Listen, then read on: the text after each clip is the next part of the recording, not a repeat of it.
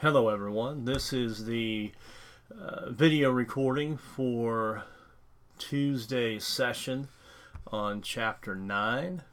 So first of all, Chapter 9, Deafness and Hearing Loss, you will, for this assignment, for this week, you will have the activity for Chapter 9.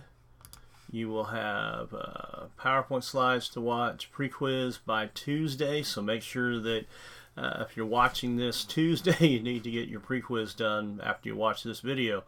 Then you'll have another chance, as long as you take it Tuesday, to redo it for a better grade. Review this video along with the slides. What I'm going to try to do is I'm going to go through a little bit of things here at the beginning, and then I will pull up the slides and go through the slides like I would in class, or at least very similar to what I would in class. And then once you get done with that, you can go ahead. Your assignment for the AT section is to go ahead and look up technology and support resources available to students with a hearing loss, which lend the potential to improve the student with a hearing impairment in the classroom. So you'll go ahead, you need to at least have 20 resources. You'll find that in the assignment tab.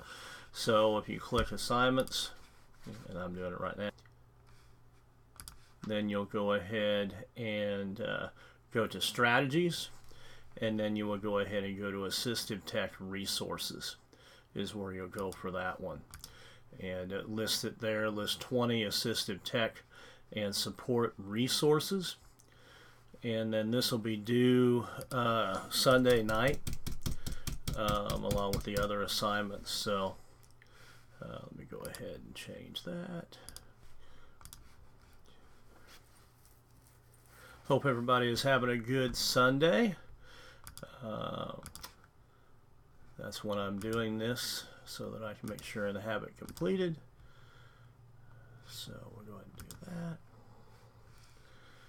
that. Okay, so I'm going to go ahead and go back course resources, week 3, and you'll see the goes over everything that I just stated. Plus on Thursday we will go ahead and go to Chapter 4. I will be back on Thursday, and we will be back in 1268 in the library on that day.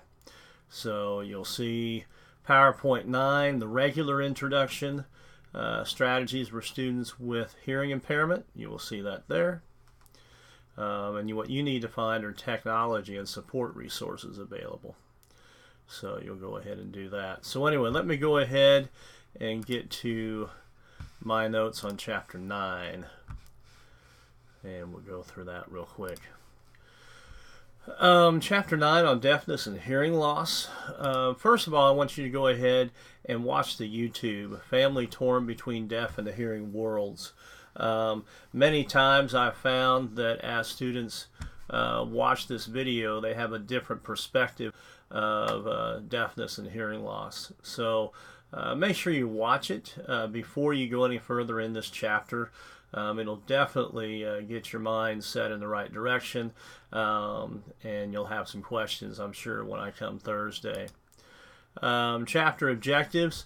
First of all, you're going to learn and state what distinguishes a child who is deaf from a child who is hard of hearing in terms of primary mode used for learning and communication. You will describe how deafness and hearing loss affects a child's acquisition and use of speech and language. You'll also be able to identify the estimated prevalence of children who are deaf or hard of hearing. You're going to be able to describe basic types of hearing loss, common causes of each, and how the age of onset affects a child's education. You'll also be able to describe the information program and identify technologies and supports used by students who are deaf and hard of hearing to amplify, supplement, or replace sound. Compare and contrast the underlying philosophies, methods, and key components of oral and aural, total communication, and bilingual bicultural approaches to educating children who are deaf and hard of hearing. So those are the items we're going to do, along with You'll be able to briefly explain how placement can influence access to language and curriculum content and social opportunities and cultural identity for a student who is deaf are the items that you'll be looking at. So what I wanted to do real quick is go ahead first of all and hit definitions.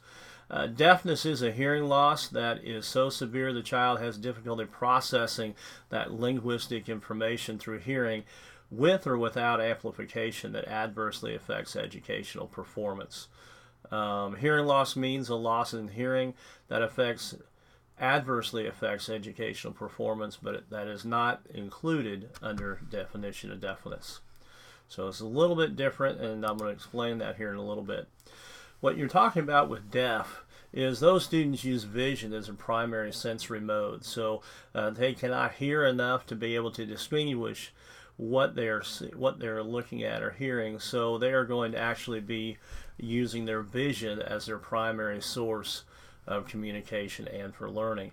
Whereas children that are hard of hearing, these children can still use their hearing to understand speech with the help of a hearing aid. So these students, with the help of a hearing aid, can hear you enough to get the learning and the communication through their hearing. Many persons who are deaf do not view hearing loss as a disability. So those that are deaf that have to use vision as the primary mode of communication and learning do not see those that are hard of hearing as disabled from their perspective. And I've included a slide in here to help you better understand those differences, so please look over that slide. I'm not going to read it again because basically it says the same thing but in a different way, so hopefully you could better understand that if you still had some difficulties there. The DES next. DESE says that hearing impairment means an impairment in hearing, whether permanent or fluctuating, that adversely affects a child's educational performance but is not included in the following definition. Deafness means hearing impairment that is so severe the child is impaired in processing linguistic information through hearing with or without amplification. They also have a criteria for initial determination. A child displays hearing impairment deafness when a hearing impairment has been diagnosed by an audiologist and the hearing impairment adversely affects the child's educational performance. And you will hear that last phrase quite a bit. The hearing impairment, the part that adversely affects the child's educational performance. Those you will see in any type of disability definition that DESE puts out, because that's the whole reason that we would be using special education to assist their education, is because their impairment is adversely affecting their child's performance in education. Audition is a complex and not completely understood process. So you need to understand a little bit about how we hear, and that is what this one is talking about. It's talking about the outer ear is the external ear and in the auditory canal. Talks about the auricle funnels, sound waves into the audio. Then it breaks it down into sound waves are amplified as they move toward the tympanic membrane, and then variations in sound waves cause the eardrum to move in and out. So it gives you an idea of what you need to know. You will see a few of these ear sections in your quiz, so you will want to look over that. We will also have a little bit about the nature of normal hearing can perceive, whereas sounds of 125 decibels or louder can cause pain to most people. Hertz is a frequency or pitch of sound, is measured in cycles per second, and talks about pure tones. This one I do believe is in the quiz also. Pure tones consists of one frequency only.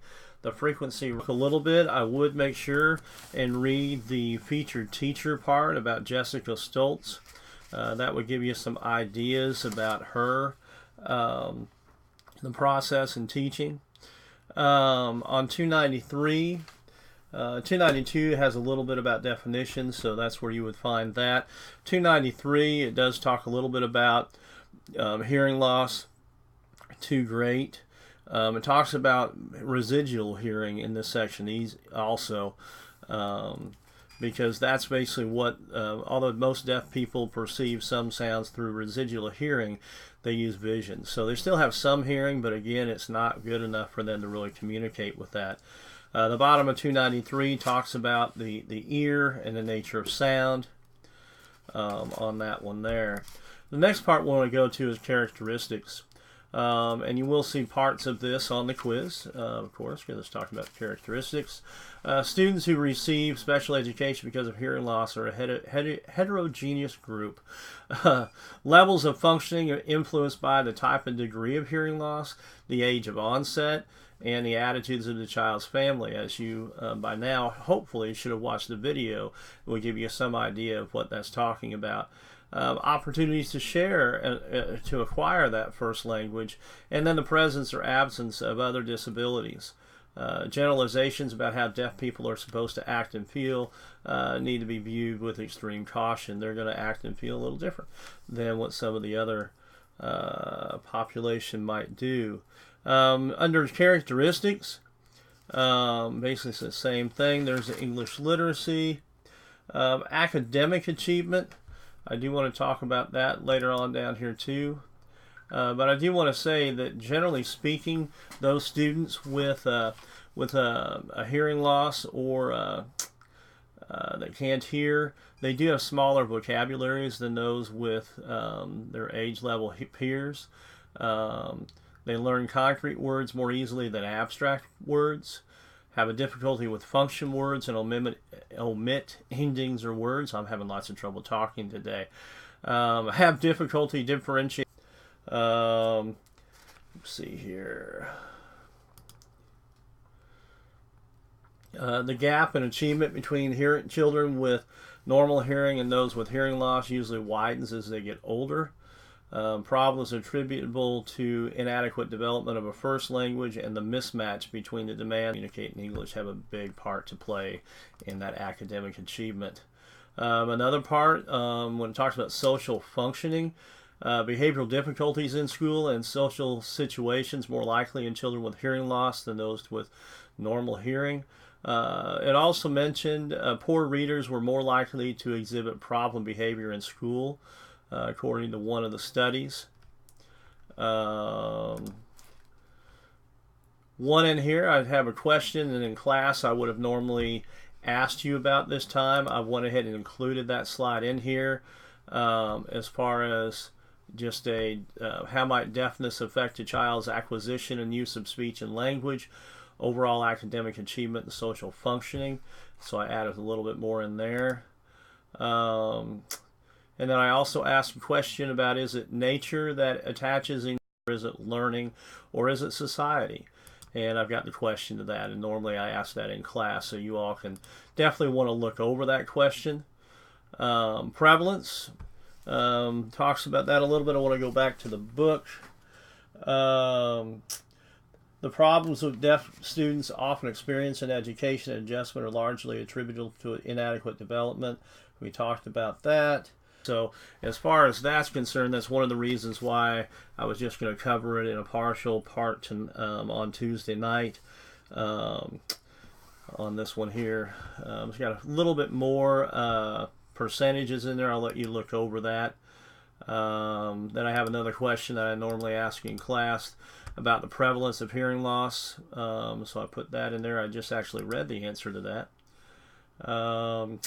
Let's see here. I moved the next slide up, I do believe, but you might see here. Deaf culture with sign language. That's a little bit different, so kind of look through that. That's kind of very similar, but gives you a different perspective. Slide. There we go. So listen to that, deaf culture with sign language, and see what your thoughts are after that. I also have another slide here. What implications for a child's education result from the type of hearing loss with age of onset? And that's kind of the next section here that I was getting ready to look at on this one here. In general, the time of onset and the severity of hearing loss. If they're prelingually deaf, children's education normally focus on the acquisition of language and communication. whereas a child who has suffered a postlingually hearing loss usually focus on maintenance of intelligible speech and appropriate language patterns, because one would have heard a little bit of speech, a little bit of that, have some ideas of what they're doing and what it sounds like, has some parts to do with that. Also talks in the book about a sensory hearing impairment and neural hearing impairment. I'd look at that at 299. And also the teaching and learning, communicating with a deaf person. I would read that. They do have a couple YouTube videos there that would be good for you to watch also. So I'd go back and look at that on that. So on 298 and 299 on that one there. Then it talks about the prevalence. A national survey indicated that about 39% of deaf or hard of hearing students had a severe or profound hearing loss, and only about 40% had another disabling condition. Trying to see here if I'm missing too much of anything.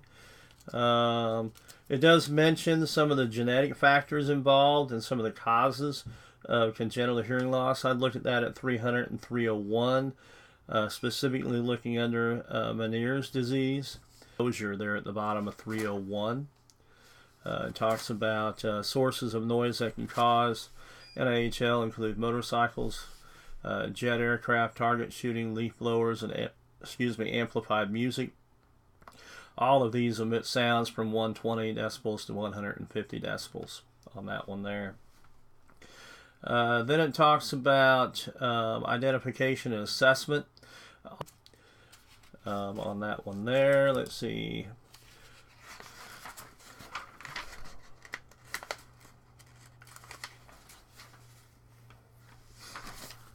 Then it talks about the types. You've got conductive hearing impairment. I want to make sure I'm taping there. Yes. Okay. Result ear. Sensorial neural hearing impairment entails damage to the cochlea and involves abnormality or failure of the auditory pathways. There's mixed hearing impairment. It's a combination of conductive, sensory, and neural hearing loss. And a couple of others in there. The causes. Genetic factors we discussed just a few seconds ago in the book. There's maternal rubella. There's CMV. There's prematurity. And then there's the causes of acquired hearing loss, which we discussed a little bit earlier.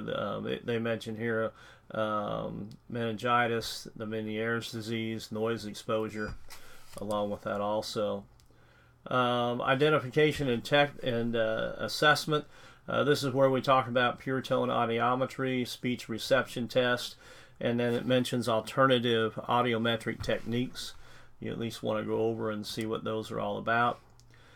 Technologies and supports, that'll be on page 304 through 305. Talks about hearing aids, digital programmable hearing aids. The earlier in life a child is fitted, the more likely he will learn to use hearing. Talks about group assistive listening devices, that radio link established between the teacher, and that's what you should see in one of the videos that you'll watch, and you need to watch that and see that to be able to see what that students have. So definitely do some reading up on the cochlear implants that's talked about. That's on 307 on that one there. A little bit more on supports and technology. It talks about sign language interpreters.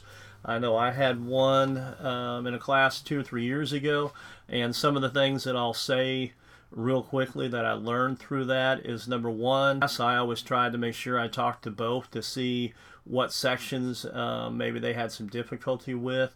And also the other part of that is being able to slow down to make sure that your interpreter along with your student have ample time to translate and make sure that they don't have any questions. Don't go on while they're still trying to go through questions. And that's where you really need to work through your interpreter and the student to make sure and kind of give some signals so that you know when to slow down and when to ask them for some questions on their end. And then again, that's where I learned that, there's book learning, then there's first-hand learning, but as far as the vocabulary, making sure that the student understands the vocabulary that you are using is a good way to start. In what ways do students who are deaf or hard of supports to amplify? I'm not going to say it there. I'll let you go ahead and look at that. Then another YouTube video there, which is the oral here, 9. So make sure and read over that so you know what the differences are. You test what oral and oral approaches are, and it mentions that in there. Let's see here, make sure I don't forget. Yeah, we talked about that. And that there. And then I've got a question concerning oral total. Read that and get an answer, and then I've got the answer in the slide after you get done. Placement options, the big one. The majority of children who are deaf or hard of hearing attend local public schools, so you will get to educate hearing students, where 17% attend resource rooms for part of the school day, 16% are served in separate classrooms, and only 4% attend residential schools for the deaf. About 40% of all. How might a student's and his family's perspective and wishes regarding educational placement be influenced by their membership in the deaf culture? And this is one where I'm not going to read the answer to that, but I do think I've had a lot of students that after watching the video and reading the text really had a different perspective about the deaf culture. So make sure and read that and make sure you understand that. There will be some things about there. Pretty much the end of my slides. Let me see here. I would go ahead and read the teaching and learning. It gives you tips for helping you succeed with your students that might be deaf. And that one there, and that's on page 317 and 318. And then there's a summary. The other part I wanted to go over. Let's see here. Yeah, it's 4 o'clock. Okay, 22 minutes, not too bad as of yet. I wanted to keep this down here, but let's go ahead.